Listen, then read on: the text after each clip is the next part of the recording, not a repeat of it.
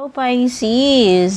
Welcome dito sa iyong reading. So, tignan na natin ano ba itong mga posibleng blessings and challenges na may encounter mo ngayong March 19 to 31.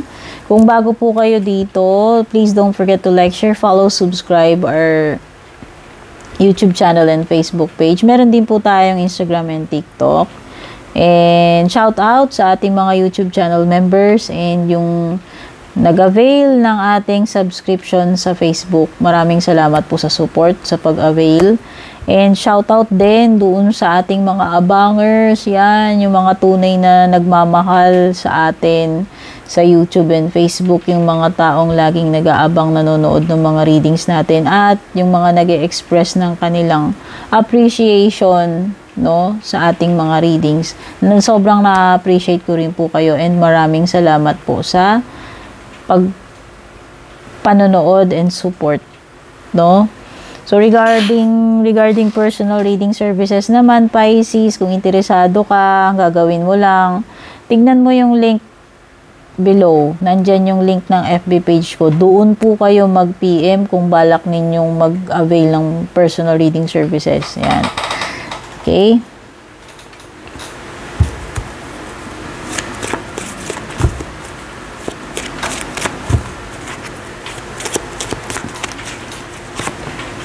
Susi. Oh, may susi dito. Baka may ma-unlock ka dito. May didiscovery ka. May matutuklasan. May mare-reveal. May mahahanap. Maraming meaning tong susi na ito eh. So, pwedeng makakahanap ka solution sa problem mo. Pwedeng makahanap mo ning nawawala. Pwedeng makakakuha ka ng kasagutan, kaliwanagan about something or a situation. Pwedeng may secret na marireveal. Ayan. Unlocking. You will unlock something. So, may mga discoveries. Good fortune. Pwedeng siswertihin ka rin. No? Ayan na. Buenas. Paparating na. No? Happiness. Hindi lang good fortune. Ang ganda. Ganda nitong unang tatlo. May success, may mga ma-unlock, discovery, revelation, merong swerte, at may happiness. Wow. So, ang daming blessings na. Oh, may love pa paparating sa iyo. Love, deep affection, and caring. Lahat yan mararanasan mo. Napakagandang mga energies, Pisces. Oh, someone will express their love for you. Merong caring, mapapatunayan mo, mafe-feel mo na pinahahalagahan ka, love na love ka, no? Ine-express nila yung pagmamahal nila sa iyo, ipaparamdam nila yan sa iyo. Romantic man yan, friendship, or family. Oh, mayroon ding balita.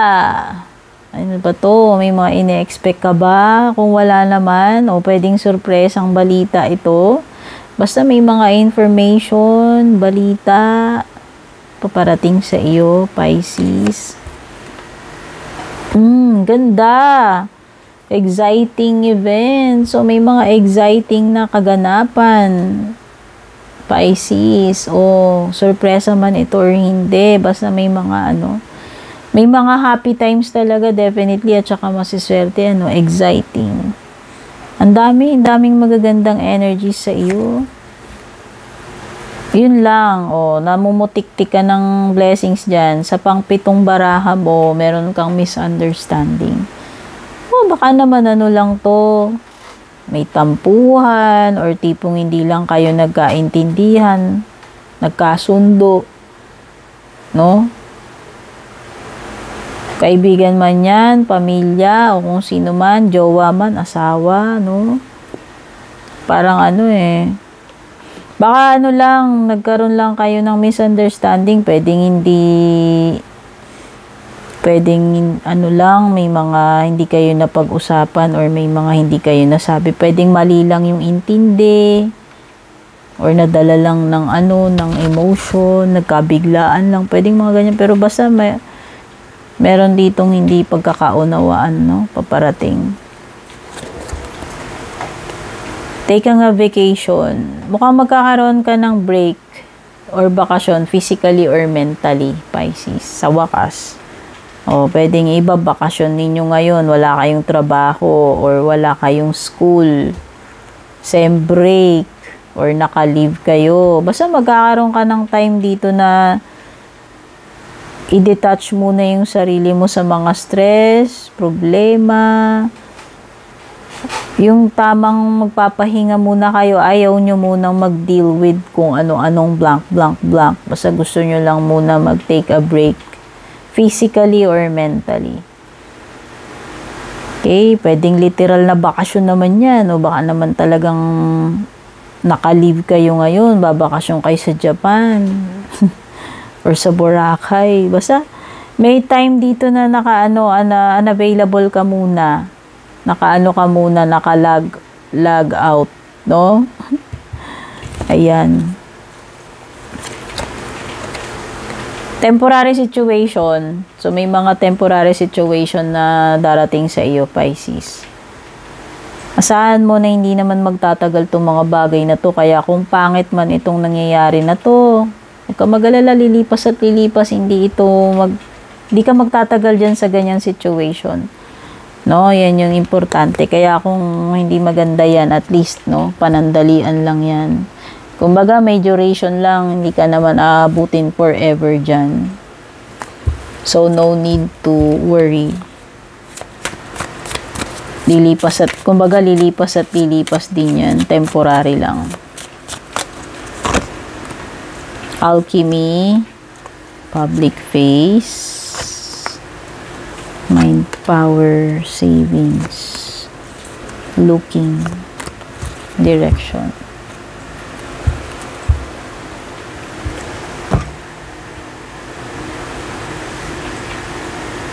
Okay, matatransform mo itong situation mo, Pisces, with the alchemy card. So, kung ano man ang nangyayari dyan, may magagawa ka para baguhin tong situation mo. Makakahanap ka ng ways. Basta, you have the ability, the power na baguhin itong sitwasyon mo. May some kind of power or magic na wow, hindi mo inaakala, or pwedeng alam mo lang kung paano mo gagawa ng paraan, re-remedyohan or babaguhin itong sitwasyon mo. No, may abilidad ka na gawin yan. Public face, follow your heart, become who you want to be, earn a reputation.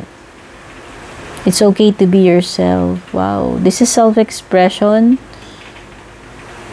No, na nire-remind ka na it's okay na to let your hair down, na maging natural, express mo talaga kung ano ikaw, yung totoong ikaw. So, may kinalaman din siya sa kung paano mo i-project yung sarili mo sa public, kasi this is public face Kumbaga, kung ano ba tong face na pinapakita mo sa world? Ito ba talaga yung totoong ikaw o nagpe-pretend ka lang? Kailangan mo ba talaga mag-pretend para lang ma-impress sila sa'yo, para lang mag-fit in ka, matanggap ka nila? Hindi. No? So, magpakatotoo ka sa sarili mo. Ilabas mo kung ano yung totoong ikaw. Pwedeng yung iba dito, nasa public, kayo, sa social media, no? Wherein parang public figure kayo, kilala kayo. Ayan, follow your heart daw. Basta sundin mo yung puso mo, huwag ka mag-pretend. Huwag mong sundin yung standards nila. Importante kung ano talaga ikaw, no? Become who you want to be. 'Di ba? Sabi ko nga, don't need to pretend just to fit in para lang ma-accept ka nila. Hindi mo kailangan baguhin yung sarili mo. Just be yourself. Okay? Pwedeng yung iba, nag-earn kayo ng reputation sa social media or sa public. No? Sabi ko nga, pwedeng kilala kayo as a public figure, famous, ganyan. Mind power, use your intelligence, analyze data, logic, and think rationally. So, this is not a time to be influenced by your emotions, Pisces. You should use logic and pagiging rational. So, gamitin mo yung mind power mo, not your emotions this time. No? Ito yung mga situation na paiiralin natin yung ating pag-iisip, yung ating utak, no? Utak ang gamitin dito, wag muna yung mga emotions. Kasi baka hindi makatulong sa situation mo kung magiging emotional ka. Mas importante dito na maging logical and rational. Lead with your mind. Okay? Savings daw, Pisces, you always need to put something off for a bad day. Huwag puro gastos, Pisces. Magtabi-tabi, maglaan para sa emergency, maglaan para sa future. Malay mo, darating yung pagkakataon na mga ilangan ka tas hindi ka man lang nakapag-ipon, nakapagtabi-tabi kasi puro ka gastos. So, maging wise din, no? Mag-create ka ng savings mo for the future. No? Importante yan. Kasi minsan, di ba, ang lakas nating kumita sa ngayon. Pero may darating yung mga time na mauubos din yung kinikita mo. Or darating din yung time na hindi ka na ganun kalakas kumita. So, dapat naging, wise na nakapag-ipon para sa mga future na. Sorry guys, daldal ako ng daldal kanina dun sa reading ko. Hindi ko na malayan na naka-off na pala tong camera. Na low bat, no? So, dito yon yung last. So, sinasabi ko, importante talaga na may savings ka for the future. Habang, kumbaga, wag din tayo masyadong kampante na porke malakas tayo kumita ngayon, no? Pwedeng darating yung time na hindi ka na malakas kumita or, diba? Or wala ka nang pinagkakakitaan. Kaya importante na nagsisave tayo for the future, no? Lalo na kung may mga emergencies in the future, malay natin, diba? So, importante yung may savings. Next is looking. So, if you're looking for something, kung naghahanap ka ng mga opportunity or kung ano man itong mga hinahanap mo, Pisces, possible na makakahanap ka. Seek and you will find. Yun yung message na nakalagay dito. Whatever itong hinahanap mo, mahahanap mo yan, Pisces. Kailangan mo lang mag-try. No? Kumbaga,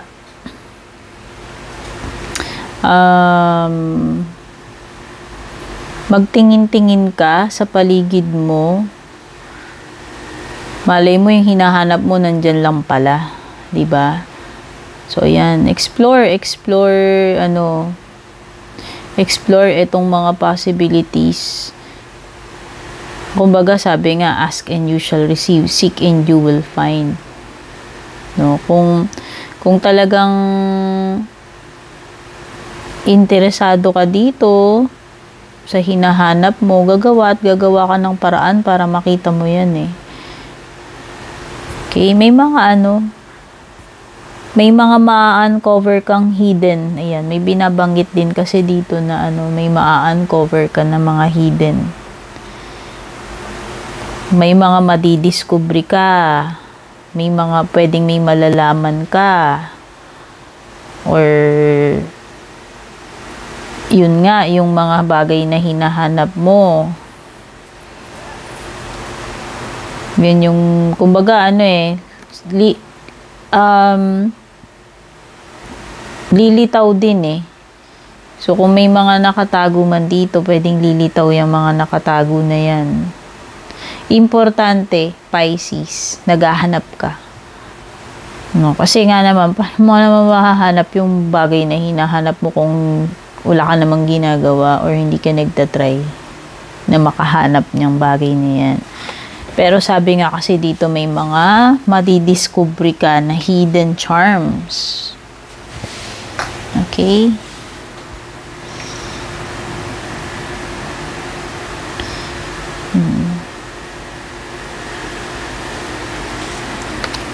direction. Do not deviate from your path. Attract mentor if necessary. Plan where you want to be. Ano ba yung gusto mong maging, no? Pisces, ano man ito. Kailangan meron kang direction. Path na tinatahak papunta doon sa goal mo, doon sa gusto mong ma-achieve. Sa where you want to be, kung ano yung gusto mong marating. Importante yung pagkakaroon ng direction, ng purpose. And importante rin yung kapag na alam mo naman yung gusto mo and gumawa ka na ng path papunta doon, importante din na yung iyong consistency, yung commitment doon sa para ma-achieve mo itong gusto mong ma-achieve, yung pinaka-goal mo, yung pinaka-gusto mong puntahan or marating. Ayan, no? Plan where you want to be. Importante yung vision, importante yung path na tatahakin mo. Itong path ba na tinatahak mo ngayon is papunta ba talaga ito doon sa direction na kung saan gusto mong marating. So, importante na ma-determine mo na nasa tamang path ka towards where you want to be. And importante rin yung action, yung commitment, yung dedication mo, no, papunta doon sa destination mo, sa gusto mong marating. Okay, so napaka-importante ng pagkakaroon ng direction, ng purpose, ng goal, plans, and yung consistency and commitment papunta doon sa gusto mong ma-achieve. Okay? So, ngayon ba, nahanap mo na ba alam mo na ba kung ano ba talaga yung pinaka-passion mo? Yung gusto mong marating? And, kung alam mo na yon, meron ka na bang path ngayon na tinatahak or hindi mo alam ano yung path na tatahakin mo? So, ayan na. Step by step. Una yung vision, yung pinaka-goal or destination na gusto mong marating, and then yung path, and then yung commitment and consistency mo habang nandoon ka sa path na yan, papunta doon sa kung ano yung gusto mong ma-achieve. Yan yung mga steps na, yung mga tips na ibinibigay sa iyo ngayon itong card na ito. Pagdating naman sa love life mo, ay, sorry, gulo yung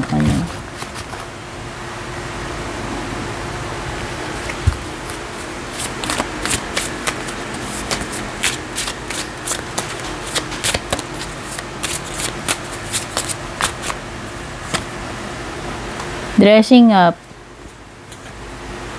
falling fast. Uy. So, mukhang may pupuntahan ka. Sabi kasi dito, ayun, no. An opportunity to dress up and party, fun times ahead. So, mukhang may attendant ka and mukhang dito sa, sa pupuntahan mo na okasyon or party, mukhang kailangan mong umaura, Pisces, no? Ayan, magde-dress up ka daw dito, o baka naman may attendant ka, debut, kasal, party, o kung ano man ito, no? Na kung saan, makakapag-enjoy ka dito and possible na may mga mamimit ka rito. Tapos, ayan, no, kailangan mong, o baka kailangan mo pang magsuot ng gown dito. Basta may dressing up, poporma ka dito, aura ka, may OOTD ka dito. And at the same time, socializing, chika-chika, having fun, enjoying itong pupuntahan mo. And possible na may mga mamimit ka nga dito na posibleng maging romantic connection para sa iyo. Tapos, merong falling fast ka dito, Pisces. Ayan, oh. Love happens quickly but don't lose yourself in the process. Ayan. So, siguro nga, may pupuntahan kang party or occasion and then, dito sa pupuntahan mo, may mga mamimit ka, diba? Sabi ko sa'yo, aaura ka dyan. So, ayan, falling fast. Maaaring mabilis lang yung mga pangyayari. And pwedeng itong bagong person na darating sa buhay mo is mamimit mo dito sa pupuntahan mong party or event. Ayan o. Mahuhulog agad eh. Meron ditong sa inyong dalawa na mabilis mahuhulog yung loob. Mabilis na magkakagusto. And pwedeng mabilis din yung mga pangyayaring susunod sa inyong dalawa. No? Basta ang reminder lang sa'yo dito, don't lose yourself in the process. Kasi baka mahulog ka very fast, Pisces, or mahulog itong person na to very fast sa iyo. Okay? So, ayan. So, may mga exciting na paparating sa love life mo and mga mabibilis na pangyayari.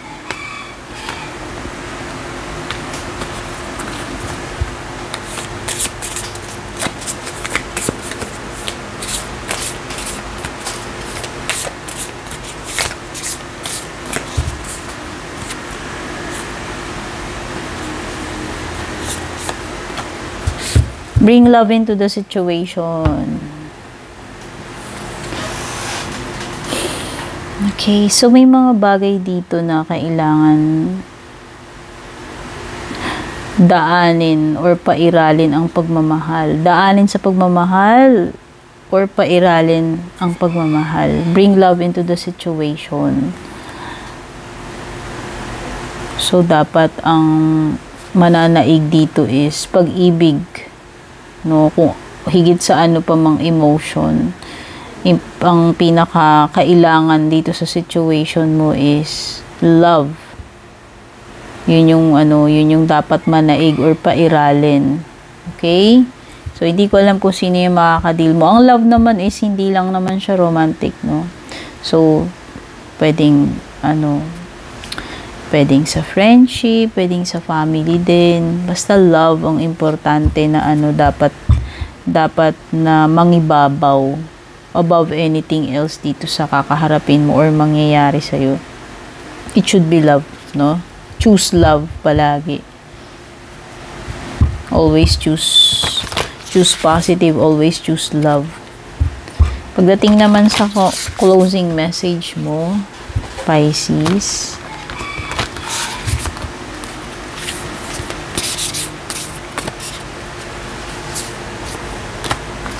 I love you. These are powerful. Oh, grabe. Alam mo naman po, tik-tik ka ng love. Ayan o, dito. Sabi dito, diba, bring love into the situation. Pairalin mo yung love. Dapat love yung manaig. Choose love. Tapos, sabi na naman dito, sa closing message mo, I love you. These are powerful words. So, may kinalaman itong pagsasabi ng pag-i-express ng kung ano talaga yung love na nararamdaman mo. Siguro, itong I love you, mababago niya lahat eh. Very powerful itong kataga na yan pag binanggit mo yan. Lalo na kung ito ay talagang tunay na pagmamahal na nanggagaling sa iyo sa puso mo, sa kaibuturan ng puso at kaluluwa mo, Pisces. Etong I love you na to, pwede siyang mag-create ng miracle or magical changes sa sitwasyon mo. Okay? So, express mo lang ito. Kung talagang yan yung nararamdaman mo, kung kailangan mong banggitin yan, then do it. Take care and God bless, Pisces.